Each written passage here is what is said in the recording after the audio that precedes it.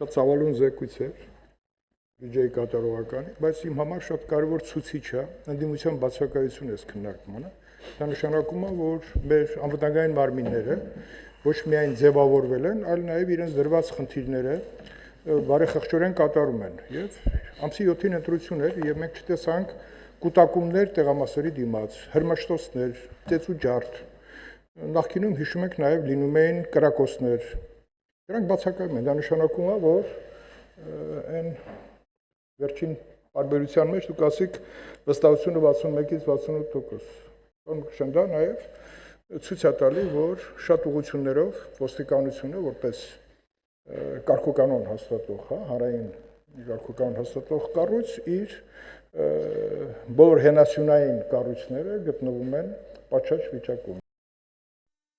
Հավանիչ տեսանյութը եւ բաժանորդագրվիչ նորությունները բաց չթողնելու համար։